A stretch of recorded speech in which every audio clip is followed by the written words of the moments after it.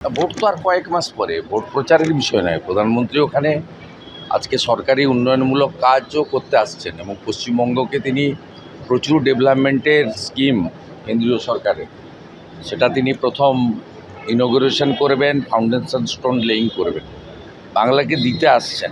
Vote তো ভোটের সময় হবে।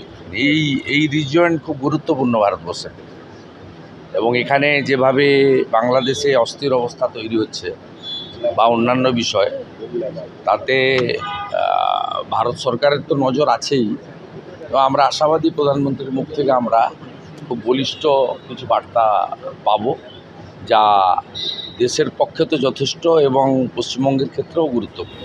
আর কিছুক্ষণের অপেক্ষা, তারপর আলিপুরদুয়ার প্যারেড গ্রাউন্ডের মঞ্চে উঠবেন প্রধানমন্ত্রী নরেন্দ্র মোদী। আমরা আবারও যোগাযোগ করেছি আমাদের প্রতিনিধি শিবাশিস মৌলিকের সঙ্গে। শিবাশিস, যেহেতু উত্তরবঙ্গে বিজেপি বরাবরই শক্তিশালী রাজনৈতিক প্রশ্নে, যদিও কয়েকটা ক্ষেত্রে বিগত কয়েক বছরে বিজেপির ফল কিছুটা খারাপ হয়েছে, সেই জায়গা থেকে দাঁড়িয়ে আবারও লড়াইতে ফেরার জন্য প্রধানমন্ত্রীর আজকের এই সফর বঙ্গ বিজেপির কাছে কতটা গুরুত্বপূর্ণ?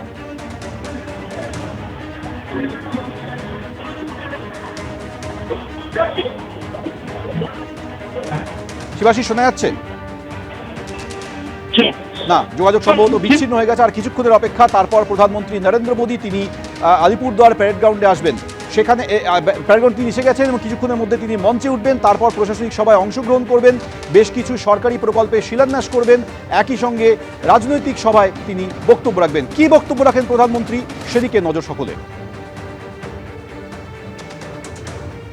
প্রধানমন্ত্রী গতকালই সুর বেঁধে দিয়েছেন। সোশ্যাল মিডিয়ায় পোস্ট করে তিনি বলেছিলেন যে রাজ্যের শাসনে তৃণমূল কংগ্রেসের দুর্নীতি শাসনে পশ্চিমবঙ্গবাসী ক্লান্ত। পাল্টা নরেন্দ্র মোদীকে কটাক্ষ করে সোশ্যাল মিডিয়ায় পোস্ট করেছে তৃণমূল কংগ্রেস। প্রধানমন্ত্রীকে পরিযায়ী পাখির সঙ্গে তুলনা করে এই পোস্টে তারা লিখেছে, পরিযায়ী পাখি যখন মরশুমি সফরে বাংলায় আসছেন তখন একটা সহজ প্রশ্নের উত্তর দিলেই হয়, কেন রাজ্য সরকারের হকের বকেয়া 1.7 লক্ষ কোটি টাকা কেন্দ্র সরকার দিচ্ছে না? এই প্রশ্ন তুলেছেন তৃণমূল কংগ্রেস। পৌঁছে গিয়েছেন প্রধানমন্ত্রী নরেন্দ্র মোদী, তার চপার পৌঁছে গিয়েছে। বিস্তারিত বলবে আমাদের প্রতিনিধি শিবাশিস মৌলিক, রয়েছে টেলিফোনে। শিবাশিস, দেখো, সময়ের আগে প্রধানমন্ত্রী পৌঁছলেন আলিপুরদুয়ারে। সে কথা আমরা সকাল থেকেই বলেছিলাম। আবহাওয়ার জেরে সিকিম সফর বাতিল হয়েছিল প্রধানমন্ত্রীর। তিনি ভার্চুয়ালি সিকিমের জনগণকে তার বক্তব্য রাখেন এবং তার জেরে সময়ের অনেকটা আগে, কিন্তু প্রায় ঘন্টা আগে আলিপুরদুয়ারে এসে পৌঁছলেন দেশের প্রধানমন্ত্রী নরেন্দ্র মোদী। নরেন্দ্র মোদী আলিপুরদুয়ার প্যারেড ইতিমধ্যেই তার MiG-17 হেলিকপ্টার তা কিন্তু অবতরণ করেছে। তিনি সরকারি মঞ্চে যাবেন। প্রথমে সরকারি মঞ্চে তার যে গ্যাস প্রকল্প, সিটি গ্যাস ডিস্ট্রিবিউশন পরিযোজনা প্রকল্প, তার শিলান্যাস করবেন তিনি। যা 1017 কোটি টাকার প্রকল্প যা আলিপুরদুয়ার কোচবিহারের জন্য করা হচ্ছে। প্রথমে তার শিলান্যাস করবেন নরেন্দ্র মোদী। তারপরে তিনি আসবেন বঙ্গ বিজেপির আয়োজন করা, আলিপুরদুয়ার জেলা বিজেপির পক্ষ থেকে সরাসরি আয়োজন করা পরিবর্তন সংকল্প সভা।